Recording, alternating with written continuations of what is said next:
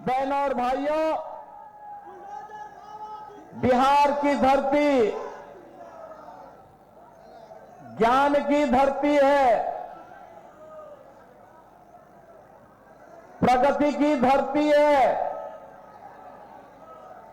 समृद्धि की धरती है और संभावनाओं की धरती भी है। महात्मा बुद्ध को ज्ञान इसी धरा ने प्रदान किया था। 24वें तीर्थंकर भगवान महावीर इसी बिहार की धरती में जन्मे थे।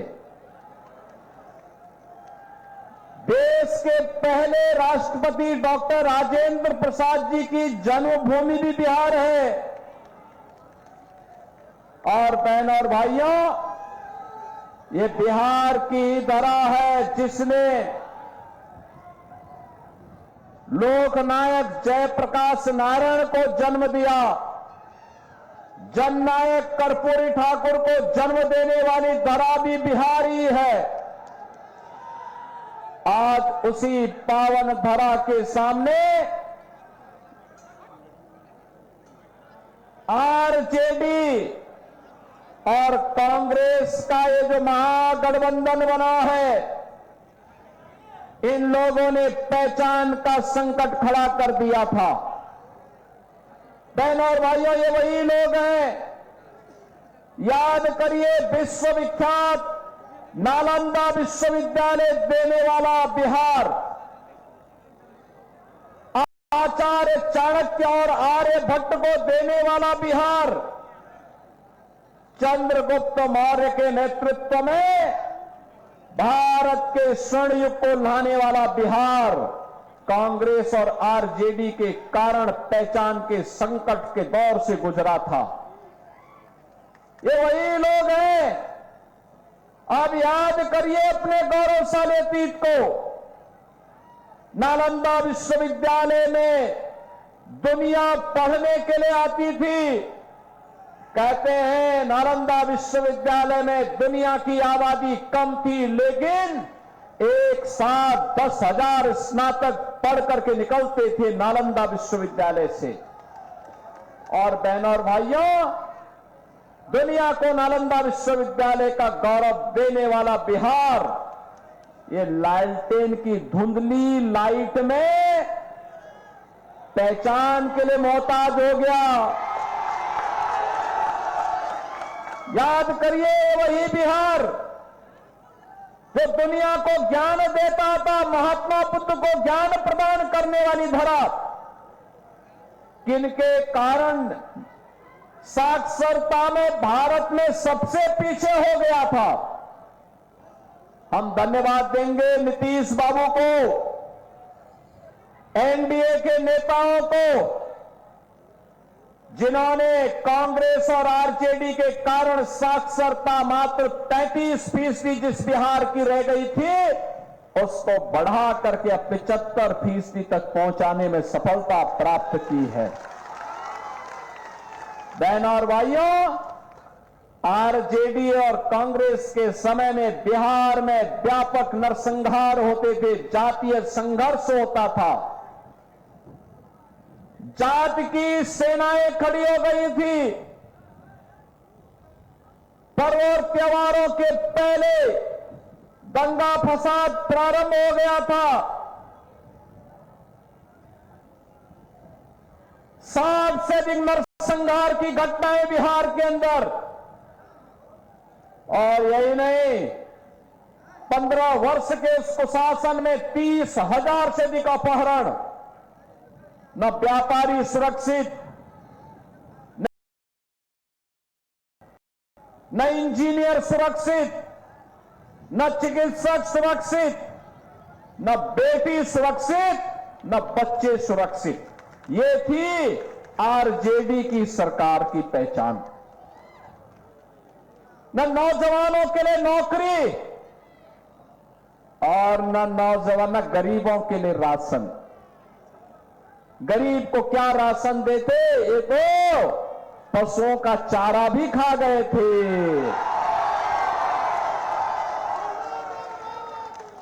ये नौजवान को नौकरी क्या देते?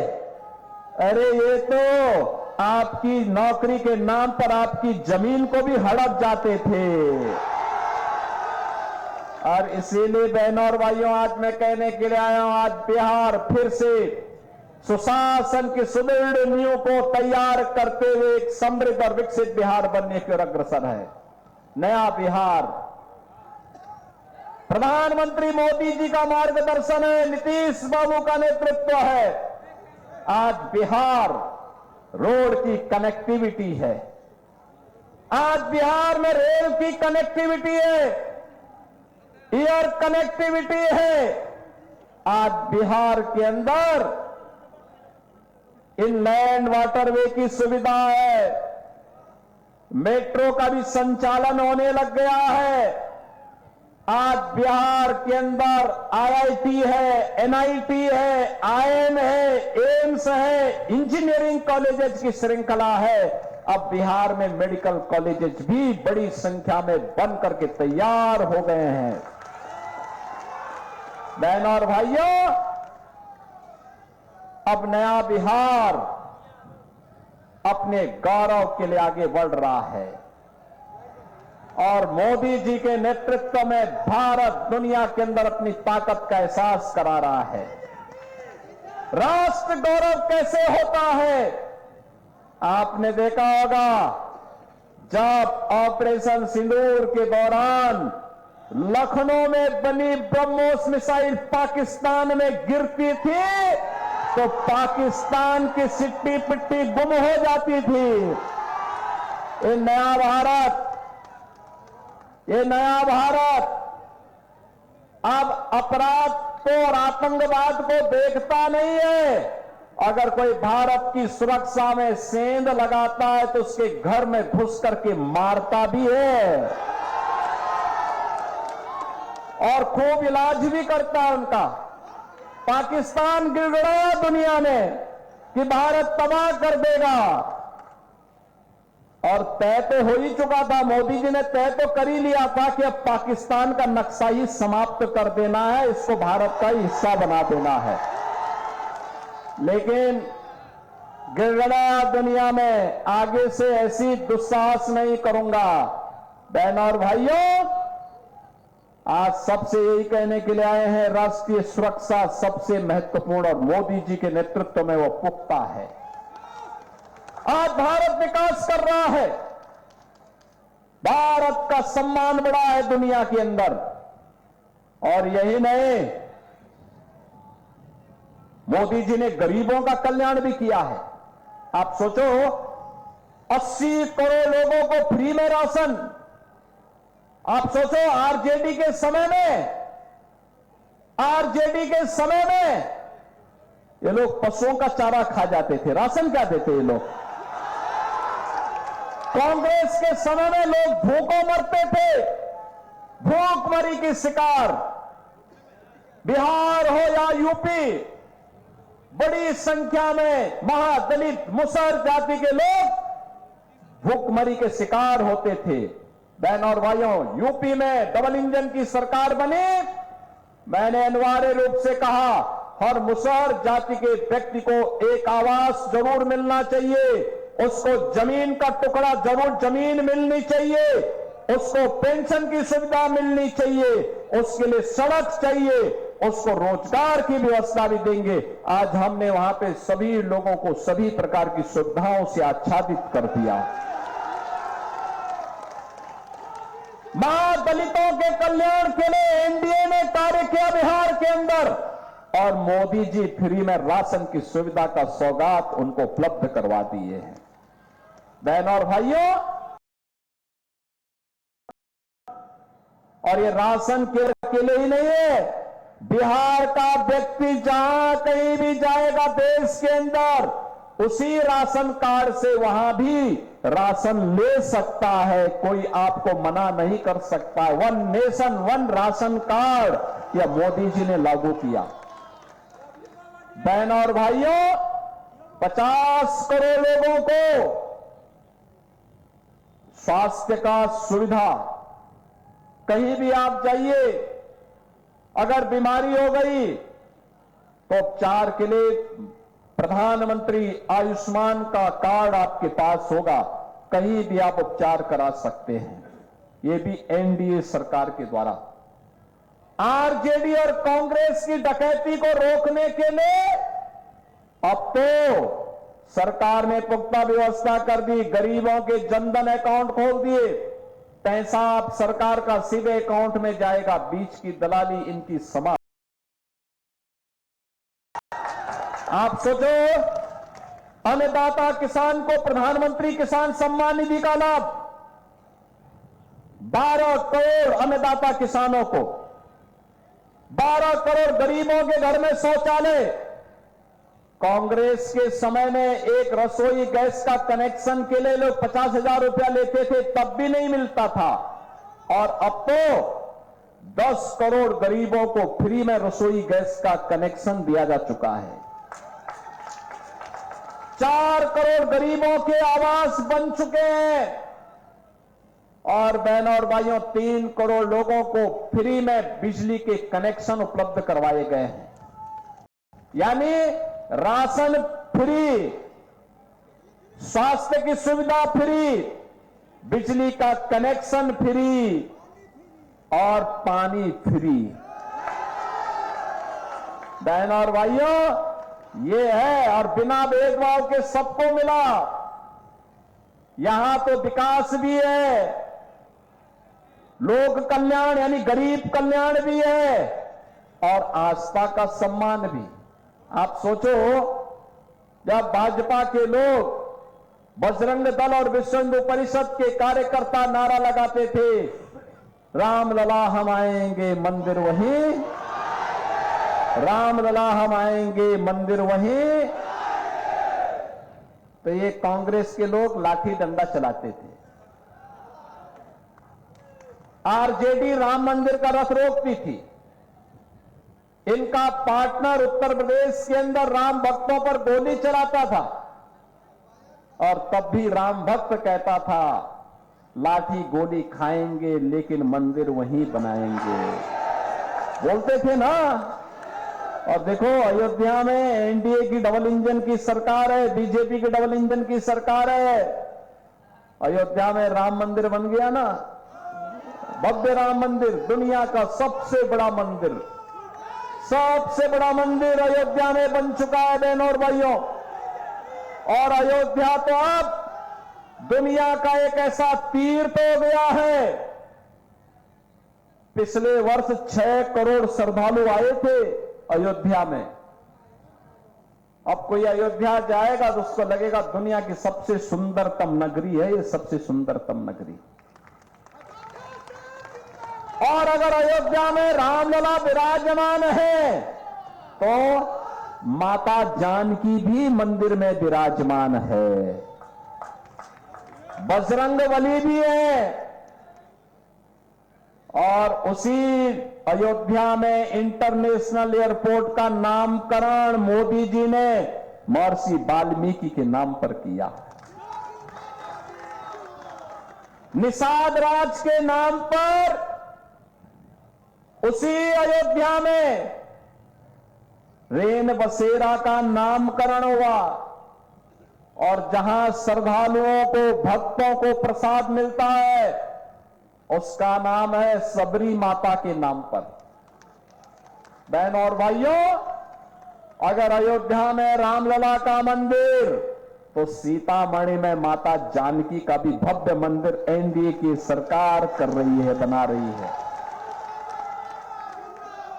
बहनों और भाइयों, विकास भी है, विरासत भी है। तो अयोध्या को, सीतामढ़ी को जोड़ने के लिए 6,155 करोड़ रुपए का एक नया मार्ग कॉरिडोर के रूप में हम लोग विकसित कर रहे हैं इस समय। अब क्या नहीं है बिहार के लिए, सब कुछ है। बस सुशासन की सुदृढ़ नींव पर एक मजबूत इमारत का निर्माण करके समृद्ध और विकसित बिहार के निर्माण को आगे बढ़ाना है। और इसीलिए हम लगाए हैं, यह कार्य सुरक्षा के माहौल में होता है।